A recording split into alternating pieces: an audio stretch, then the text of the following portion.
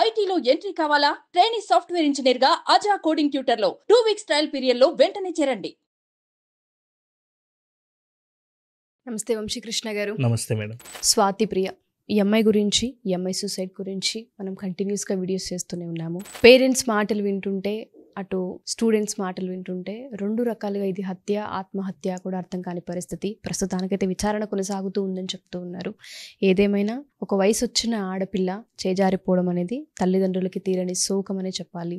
ఎన్నో ఆశలు, ఎన్నో కలలతో ఆ కుటుంబం ఆడపిల్లని పెంచుతూ ఉంటుంది. మహాలక్ష్మిలాగా భావిస్తూ ఉంటుంది. అలాంటి పిల్ల ఇక లేదు అన్న చావు వార్త ఆ తల్లికి ఎంతో హృదయ విదారకంగా ఉండొచ్చు అని చెప్పొచ్చు. బట్ దీనికి సంబంధించి అసలు ఏ విధంగా మనం చూడాలి అంటారు? ఎందుకంటే ఆ అమ్మాయి ఫ్రెండ్స్తో మాట్లాడితే తను డిప్రెషన్లో ఉందని కొంతమంది చెప్తూ ఉన్నారు. తల్లితో మాట్లాడుతున్నప్పుడు తల్లి మీడియా ముఖంగా మాట్లాడింది వింటుంటే యాజమాన్యాలు లేదంటే ప్రభుత్వాలు ఇవి మా అమ్మాయిని చంపేశాయని తను చెప్పడం జరుగుతుంది. ఆ అమ్మాయి లెటర్ కనుక మనం చూస్తే తనకేదో వెలితి, ఫ్యామిలీ సపోర్ట్ లేక చనిపోయిందేమో అని అనిపిస్తుంది. అన్ని కోణాల్లోనూ అమ్మాయి టచ్ చేసి మాట్లాడడం జరిగింది. ఏ విధంగా ఈ అమ్మాయి హత్యని అసలు పరిగణించాలి అంటారు? ఏ విధంగా చూడాలి అంటారు? దీని నుంచి మిగతా స్టూడెంట్స్ అసలు ఏం నేర్చుకోవాలి అంటారు? Yes madam. యాక్చువల్గా ఇది మనం హత్య అనడానికి అయితే లేదు. ఎందుకంటే అంటే తన రూమ్లోనే ఫ్రెండ్స్ బయటికి టిఫిన్కి వెళ్ళినప్పుడు తను ఒక్కతే రూమ్లో ఉండి, అంటే అక్కడ ఐసోలేషన్గా ఉండి తను ఆత్మహత్య చేసుకుంది ఫ్యాన్కి అని క్లియర్గా కన్ఫర్మ్ చేసేసారు. ఇంకా క్లియర్ కోసం ఇంకా ఆత్మహత్య అనేది ఇంకా విచారణ కొనసాగుతుంది. కాబట్టి మనకు తెలిసిన ఇన్ఫర్మేషన్ ప్రకారం అయితే ఆ అమ్మాయి ఆత్మహత్య చేసుకుంది అనేది మనకు క్లారిటీ ఉంది. అయితే మేడం, చాలా మంది ఇప్పుడు నేను డిప్రెషన్లో ఉన్నారని వాళ్ళ ఫ్రెండ్స్ అంటున్నారు. రూమ్మేట్స్ కూడా చెప్తున్నారు. ఎందుకంటే తన లెటర్ రాసే ముందు కూడా ఈ లెటర్ ఒక్కరోజు రాసింది కాదు. అంటే దాదాపు ఒక 4-5 రోజుల నుంచి కూడా దాన్ని రాస్తూనే ఉంది. రోజు కొంచెం రాస్తున్నట్లు కూడా మనకు క్లారిటీ వచ్చిందనమాట. కొన్ని వీడియోస్ నుంచి మనం క్లియర్గా చూస్తే అయితే విచారణలో తేలింది. అయితే నేను ఏమంటున్నానంటే, ఇప్పుడు వీళ్ళకు డిప్రెషన్లో ఉండడం అనేది ఈ మధ్యకాలంలో చాలా పెరిగిపోయిందనమాట స్టూడెంట్స్కి. ఇంకా ముఖ్యమైన విషయం ఏంటంటే, రేపు ఎగ్జామ్ ఉంది అంటే ఈరోజు తను అంటే ఇలా సూసైడ్ అవ్వడం వల్ల కొంచెం స్ట్రెస్కి కూడా గురైందేమో అన్నటువంటి ఆలోచన వస్తుంది. కొంచెం డిప్రెషన్కి, అంటే స్ట్రెస్ తీవ్రతరం అయితేనే డిప్రెషన్లోకి వెళ్ళిపోతారు. సో ఆ డిప్రెషన్లో ఉండి కూడా ఇలాంటి నెగిటివ్ థాట్స్ వచ్చాయేమని కూడా అనుకోవచ్చు. ఎందుకంటే నేను చాలా వీడియోస్లో కూడా మనం చేసాం ఇంతకు ముందు కూడా. డిప్రెషన్ అంటే ఏంటంటే థాట్, మూడ్ రెండు కూడా నెగిటివ్గానే ఉంటాయి అనమాట. అంటే వాళ్ళకి నెగిటివ్ థాట్ వస్తుంది, వెంటనే ఆ నెగిటివ్ మూడ్లోనే ఉంటారు. అది సూసైడ్గా ఉండొచ్చు, లేకుంటే ఇంకొకరి మీద కోపం ఉండొచ్చు, ద్వేషం ఉండొచ్చు, ఏదైనా ఉండొచ్చు. వీళ్ళు ఒకవేళ ఆ చనిపోవాలనే ఆలోచన వీళ్ళకి వచ్చినప్పుడు ఆ మూడ్ కూడా వాళ్ళు అలాగే ఉంటుంది. ఈ మూడ్ స్వింగ్ ఏదైతే ఉందో దీని నుంచి వాళ్ళని షిఫ్ట్ చేస్తే వాళ్ళు వాళ్ళ డిప్రెషన్ నుంచి బయటకు వస్తారు, సూసైడ్ థాట్స్ తగ్గిస్తాయి. కానీ ఇప్పుడు తను హాస్టల్లో ఉంది అక్కడ. కాబట్టి తనకి ఆ అంటే ఫస్ట్ గుర్తించే వాళ్ళు ఉండాలి, ఇంకొకటి ఆ గుర్తించిన తర్వాత ఆ అమ్మాయిని బయటకు తీసుకొచ్చే వాళ్ళు కూడా ఉండాలి. ఇప్పుడు ఆ రెండు కూడా లేకపోవడం అక్కడ మైనస్ పాయింట్ అయిపోయింది. ఇప్పుడు ఎందుకంటే తనకి ఆ డిప్రెషన్లో ఉన్నారంటే ఈవెన్ ఎవరైనా కావచ్చు, అదే థాట్, అదే మూడ్, మళ్ళీ అదే మూడ్ నుంచి మళ్ళీ అదే థాట్, ఇది ఈ లూప్ నుంచి బయటికి రావడం చాలా కష్టం అయిపోతుంది అనమాట. సో ప్రతి స్టూడెంట్ కూడా తెలుసుకోవాల్సింది ఏంటంటే, ఫస్ట్ డిప్రెషన్లో ఉంటే, డిప్రెషన్లోకి పోయిన తర్వాత వాళ్ళకి ఏం చెప్పినా కూడా అర్థం కాదు, వినబడదు ఫస్ట్. కాబట్టి నేనేమంటానంటే, ముందే ప్రతి ఒక్కరు అవేర్నెస్ కలిగి ఉండాలి. మనకి అసలు స్ట్రెస్ ఎంతవరకు తీసుకోవాలి, ఎంతవరకు డిప్రెస్గా ఫీల్ అవ్వాలనేది క్లారిటీ ఉండాలి. ఇంకా మనం చూసినట్లయితే అసలు తను ఆత్మహత్య చేసుకుంది తర్వాత పేరెంట్స్ విషయానికి వస్తే ఇది హత్య అంటున్నారు. అంటే కాలేజ్ మేనేజ్మెంట్ డబ్బులు తీసుకొని ఇలా చేశారంటున్నారు. లేకపోతే ఇంకా వాళ్ళ అన్నయ్య మాటలు అయితే చాలా బాధ అనిపిస్తున్నాయి అనమాట. అంటే ఇంతకు ముందే ఇలాంటి అంటే సీనియర్స్ ర్యాగింగ్ చేస్తున్నారంట. ఈ అమ్మాయి వెళ్ళి కూడా కంప్లైంట్ చేస్తే కూడా మేనేజ్మెంట్ పట్టించుకోలేదు అని అబ్బాయి మాట్లాడడం జరిగింది. అవును మేడం. అంటే ర్యాగింగ్ని కూడా పట్టించుకోకుండా ఉన్నారు. అంటే ఈ అప్డేట్ అయిన కాలంలో ప్రతి ఒక్కరు కూడా సినిమాల ఎఫెక్టో లేకుంటే రీల్స్ ఎఫెక్టో దీనివల్ల అంటే సీనియర్ అయినంత మాత్రాన జూనియర్లను ఎగతాళి చేయడము, ఇలాంటి స్టేట్ ఆఫ్ మైండ్కి తీసుకెళ్తున్నారు. అంటే ఇంకా వాళ్ళ అన్నయ్య క్లియర్గా చెప్తున్నారు, అంటే తన దగ్గర ఉన్న ప్రూఫ్ ప్రకారం తనకి నైట్ టైం ఫోన్ చేయాలని, తను ఎలా చెప్తే అలా చేయాలని తన అన్నయ్యే చెప్తారనమాట. అంటే ఇలా చేయమని బెదిరిస్తున్నారని. ఇప్పుడు ఆ అమ్మాయి స్వాతిప్రియ విషయానికి వస్తే ఇలాంటి విషయాలని ఇంటి దగ్గర చెప్పుకోలేని విషయాలు. అంటే ఎలా చెప్తారు? ఓపెన్ అయి చెప్పాలంటే వాళ్ళకు ఉన్నటువంటి ఆ రిలేషన్ కావచ్చు, ఆ మేనేజ్మెంట్ సీరియస్ యాక్షన్ తీసుకునేది కూడా చాలా డిపెండ్ అయి ఉంటుంది. అసలు ఫస్ట్ ఈ ఆత్మహత్య చేసుకోవాలనే ఆలోచన ఏ వ్యక్తికైనా ఎందుకు వస్తుందంటే, ఫస్ట్ ఒకటి హోప్లెస్, వర్త్లెస్, హెల్ప్లెస్. ఈ 3 స్టేజ్ల్లో ఏ వ్యక్తి అయినా ఆత్మహత్య చేసుకుంటాడు. Hopeless, worthless, helpless. అంటే అది ర్యాగింగ్ జరిగిందా, లేకుంటే తన మానసిక సంఘర్షణ నుంచి బయటికి రాలేదా, ఇలాంటి సిచ్యువేషన్లో ఫస్ట్ ఒకటి హెల్ప్లెస్ స్టేజ్. అంటే ఇంకా నాకు ఎవరు సహాయం చేయలేరు, ఇంకా అంటే నేను ఈ స్థాయిలో ఉన్నప్పుడు ఇంకా నేనే చూసుకోవాలి, నేను ఎవరిని సహాయం అడగలేను, ఎవరు కూడా నాకు సహాయం చేయలేరు అన్న సిచ్యువేషన్లో ఇంకేం చేయాలో తెలియక వీళ్ళు ఆత్మహత్య చేసుకుంటారు. కాబట్టి ఫస్ట్ ఈ విషయాల పట్ల ప్రతి పేరెంట్ కూడా అవేర్నెస్ ఉండాలి. అంటే పిల్లలకి ఏదైనా హెల్ప్ ఉందా, వెంటనే దాన్ని పసిగట్టి పేరెంట్స్ అలాంటి హెల్ప్ ఏదైనా అవసరం అయితే చేయాలి. ఎందుకంటే వాళ్ళు ఆ టీనేజ్లో ఉన్నప్పుడు వాళ్ళకి ఇంత డిప్రెషన్ టీనేజ్ వాళ్ళ యొక్క మెటబాలిజం రేట్ హెవీగా ఉంటుంది, వెంటనే కోపం వస్తుంది. ఇలాంటివన్నీ సిచ్యువేషన్లో వాళ్ళకి ఏమైనా హెల్ప్ ఉందంటే వెంటనే పేరెంట్స్ వాటి పట్ల అవేర్నెస్ కలగాలి. ఇది హెల్ప్లెస్ స్టేజ్. అంటే ఏదైనా హెల్ప్ ఉందా లేదని ఫస్ట్ ఐడెంటిఫై ఐడెంటిఫై చేసి ఆ హెల్ప్ని ఫుల్ఫిల్ చేసినట్లయితే వీళ్ళు ఆ డిప్రెషన్లో ఉండరు, వాళ్ళకి సూసైడ్ థాట్స్ కూడా రాదు. నెక్స్ట్ ఇది వర్త్లెస్ స్టేజ్ అంటారు. వర్త్లెస్ స్టేజ్ అంటే ఇంకా నా వల్ల కాదులే, అంటే నేను అంత ప్రియారిటీ ఏం కాదులేదు, నా దగ్గర అంత సత్తా ఏం లేదులే అనుకున్న స్టేజ్లో పిల్లలకి సూసైడ్ థాట్స్ వస్తాయి. ఇప్పుడు చూడండి అంటే మనం ఆ లెటర్లో చూసినట్లయితే అమ్మ నాన్నని వాట్సాప్ ఓపెన్ చేయకండి అని చెప్పింది.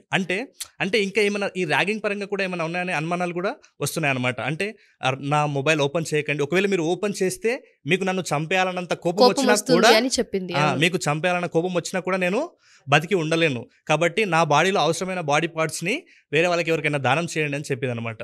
అంటే తను వర్తిలెస్, అంటే నేను అంత ప్రయోజకం ఏం కాదులే, నా వల్ల నేనంత ప్రియారిటీ ఏం కాదులే అన్న స్టేజ్లో తను వెళ్ళిపోయింది. కాబట్టి ఆ వర్త్లెస్ స్టేజ్లో ఉన్నప్పుడు గమనించాలి పేరెంట్స్. అప్పుడు దగ్గరుండి ఈవెన్ ఆ మేనేజ్మెంట్ అయినా సరే లేకపోతే పేరెంట్స్ అయినా సరే వాళ్ళ యొక్క ప్రియారిటీ, వాళ్ళ వర్త్ ఏందనేది వాళ్ళకి గుర్తు చేయాలి. అంటే నువ్వు ఇప్పుడు ఆ డిప్రెషన్లో ఉండడం వల్ల వాళ్ళకి రిపీటెడ్ థాట్స్, నెగిటివ్ థాట్సే వస్తుంటాయి. అలాంటప్పుడు మీ యొక్క సామర్థ్యం ఏంది అనేది వాళ్ళకి గుర్తు చేయాలి. అందుకే ప్రతి క్లాస్ రూమ్లో, ప్రతి స్కూల్ అండ్ కాలేజీలో ఇలాంటి మోటివేషన్ సెషన్స్, సైకలాజికల్ సెషన్స్ వాళ్ళకి చెప్పాలి ఫస్ట్. ఎందుకంటే మన బాడీ మొత్తం ఒక వెహికల్ అయితే మన మైండ్ అనేది దాంట్లో ఇంజన్ లాంటిది. ఇప్పుడు దాన్ని మనం కరెక్ట్గా పెట్టుకోకపోతే నువ్వు ఎంత మంచి కారు ఉంటే ఏం లాభం, నువ్వు ఎన్ని చదువులు చదివినా వేస్ట్. కాబట్టి ప్రతి ఒక్క టీచర్కి, ప్రతి ఒక్క పేరెంట్ కూడా పిల్లల యొక్క సామర్థ్యం ఏదైతే ఉందో మీరు వర్తి అని గుర్తు చేసేటట్టు వాళ్ళ లైఫ్లో చాలా ఉంటాయి. లేదు అంటే రియల్ లైఫ్ ఎక్స్పీరియన్స్ కూడా వాళ్ళకి చెప్పొచ్చు. నెక్స్ట్ వచ్చేసి హోప్లెస్ స్టేజ్. అంటే హోప్లెస్ అంటే ఇంకా వాళ్ళ మీద వాళ్ళకి కూడా నమ్మకం ఉండదు ఇంకా. అంటే నేను ఇంకొకటి ఈ హోప్లెస్ స్టేజ్ ఎట్లా వస్తుందంటే పేరెంట్స్ పిల్లలకి కొన్ని వాళ్ళ మీద నమ్మకాలు పెట్టుకుని ఉంటారు. అలాంటి నమ్మకాలను పెట్టుకొని ఇంకా మా పేరెంట్స్ నమ్మకాలు నేను ఫుల్ఫిల్ చేయలేనేమో, నా వల్ల వాళ్ళు బాధపడతారేమో, నేను విషయాలు చెప్తే మా ఇంట్లో పరువు పోతలేమో, ఇంకా నేను బతికి ఉండడం అసలు హోప్లెస్, అంటే నాకు అసలు లేనే లేదు. అలాంటి సిచ్యువేషన్లో కూడా వీళ్ళు సమాజంలో నుంచి బయటికి వెళ్ళాలంటే సూసైడ్ చేసుకోవాలనే ఆలోచన వస్తుంటుంది. కాబట్టి దయచేసి పిల్లలు ఈ విషయాన్ని దృష్టిలో పెట్టుకోవాలి. పేరెంట్స్ ప్రతి ఒక్కరు కూడా హెల్ప్లెస్, హోప్లెస్, వర్త్లెస్ అనిపించిన వెంటనే మీరు మీ సపోర్ట్ మీ పిల్లలకి అవసరమని గుర్తించాలి. ఇంకొకటి, ఇలా సూసైడ్ చేసుకునే కంటే ముందు ప్రతి పిల్లలు కూడా మీకు ఏదైనా ఇది హోప్ కోల్పోయినా, హెల్ప్ కోల్పోయినా, లేకుంటే మీది వర్తి కాదు అనిపించినా కూడా మీకు సపోర్ట్ చేయడానికి మీ ఫ్యామిలీ ఉందని గుర్తుపెట్టుకోవాలి. అంటే మా అమ్మ నాన్న మీకోసం 9 నెలలు అమ్మ మోస్తే జీవితాంతం మళ్ళీ ఆలోచనలు మోసే నాన్న ఉంటారు. వాళ్ళు మీ మీద ఎన్నో ఆశలు పెట్టుకుంటారు. మిమ్మల్ని ఒక ఆఫీసర్ గాకనో లేకుంటే ఒక బిజినెస్ మ్యానో ఎలా అయినా ఒక మంచి ప్లేస్లో చూడాలనుకుంటారు. కానీ ఇలా మధ్యాహ్నతరంగా ఎప్పుడైతే మీరు సూసైడ్ చేసుకుంటారో దీని ప్రభావం ఎట్లా ఉంటుందంటే వాళ్ళు అసలు కోలుకోలేని ఒక దెబ్బ అనమాట. అంటే వాళ్ళు పేరెంట్స్ ఉన్న ఆ ఇంట్లో ఉన్న బ్రదర్ సిస్టర్ అందరికీ కూడా ఇది ఒక కంప్లీట్గా వాళ్ళు కూడా డిప్రెషన్కి వెళ్ళే అవకాశం ఉంటుంది. కాబట్టి ఇంకా చెప్పాలంటే ఎవరైతే ఇలా సూసైడ్ చేసుకుంటారో ఇలాంటి ఇంపాక్ట్ అనేది దాదాపు ఒక 3-4 తరాల వరకు కూడా అది పోకుండా ఉంటుంది. కాబట్టి దీని ఇంపాక్ట్ ఉంటుంది. కాబట్టి దయచేసి ప్రతి స్టూడెంట్ కూడా సూసైడ్ థాట్స్ వస్తున్నాయంటే ఎందుకోసం వస్తున్నాయి, దానికి రీజన్ ఏంటి, వీలైతే మీ పేరెంట్స్ హెల్ప్ తీసుకోండి. లేదు అంటే ఖచ్చితంగా పేరెంట్స్ కూడా, అంటే స్టూడెంట్స్ పేరెంట్స్కి సపోర్టివ్గా ఉంటారు 100%. ఈ మధ్య బిజీ లైఫ్లో కొంతమంది పేరెంట్స్ స్టూడెంట్స్ని పట్టించుకోవడం తగ్గిపోయింది. కాబట్టి ప్రతి పేరెంట్ కూడా పిల్లలకి ఇలాంటివి అనిపిస్తే మళ్ళీ గుర్తుపెట్టుకోండి, హెల్ప్లెస్, హోప్లెస్, వర్త్లెస్ అనిపిస్తున్నారు, వాళ్ళ మాటల్లో మనకు వినబడుతుంది అంటే వెంటనే మీ మీ హెల్ప్ వాళ్ళ దగ్గరకు ఉందని అవసరం. ఆ లూప్ అని చెప్పాను కదా, నెగిటివ్ థాట్స్, నెగిటివ్ మూడు, ఇక్కడ నుంచి మనం ఆ పిల్లల్ని బయటికి తీసుకొస్తేనే, అంటే మనం మీ దగ్గర ఉంచుకోవడం లేకుంటే వాళ్ళకి ఇష్టమైన ప్లేసెస్కి తీసుకెళ్ళడం ఇలాంటివి చేసినప్పుడు మాత్రమే వాళ్ళకు ఆ డిప్రెషన్ నుంచి బయటికి వస్తారు, ఇలాంటి థాట్స్ రావు.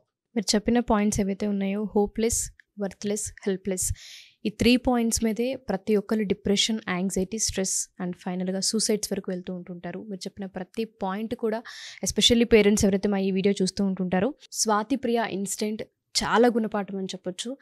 పిల్లలు ఎమోషనల్గా మన సపోర్ట్ కోరుకుంటూ ఉంటున్నారు, వాళ్ళు వర్త్లెస్ అని వాళ్ళు ఫీల్ అవుతూ ఉన్నారు, వాళ్ళకి ఒక హెల్ప్ కావాలనుకుంటున్నారన్న ఆ సూచన ఎక్కడొక్కడ ఏదో ఒక పాయింట్లో మనకు కనిపిస్తూ ఉంటుంటుంది. మీ పిల్లలు మీ ఇంటికి వచ్చిన తర్వాతనో లేదంటే మీ పక్కన కూర్చున్నప్పుడు లేదా మీతో కాల్ మాట్లాడేటప్పుడు ఒక హింట్ ఖచ్చితంగా దొరుకుతూ ఉంటుంది. లో వాయిస్లోనో ఫీల్ అవుతూనో లేదంటే ఏదో ఒక విధంగా మనకు ఒక సూచన అని చెప్తూ ఉంటుంటాం. దాన్ని ఐడెంటిఫై ఎప్పుడైతే చేస్తూ ఉంటుంటారో మన పిల్లల్ని మనం కాపాడుకునే అవకాశం కనిపిస్తూ ఉంటుంది. ఎస్పెషల్లీ ఆడపిల్లలు ఇవాల్టి జనరేషన్లో చాలా లూప్స్లో ఉండిపోతూ ఉన్నారు. వాటన్నింటి నుంచి బయటపడలేక చాలామంది స్టూడెంట్స్ మధ్యాంతరంగా జీవితాలని పోగొట్టుకుంటూ ఉన్నారు. స్వాతిప్రియ ఇన్స్టెంట్ చాలామంది పేరెంట్స్కి కనువిప్పుగా ఉండాలని, ఇక మీద ఇటువంటివి మనం వినకూడదని మనస్ఫూర్తిగా కోరుకుందాం. ఏదేమైనా స్వాతిప్రియ ఆత్మకు శాంతి కలగాలని ఆ ఫ్యామిలీకి భగవంతుడు స్ట్రెంగ్త్ని ఇవ్వాలని కోరుకుందాం. థ్యాంక్ యూ సో మచ్ అండి. మీరు చెప్పిన 3 పాయింట్స్ ప్రతి పేరెంట్, ప్రతి టీచర్ అండ్ ప్రతి స్టూడెంట్ కూడా వాళ్ళకి వాళ్ళు అనాలిసిస్ చేసుకొని ఐడెంటిఫై చేసే విధంగా కనుక ఒక్కసారి వాళ్ళపైన ఫోకస్ చేసుకోగలిగితే సూసైడ్స్ నుంచి అండ్ దాంతోపాటు పేరెంట్స్కి కొంచెం ఇటువంటివి మనం చేయకూడదు అనే థాట్స్ నుంచి బయటపడతారు. థ్యాంక్ యూ వంశీ గారు. Thank you so much. Thank you.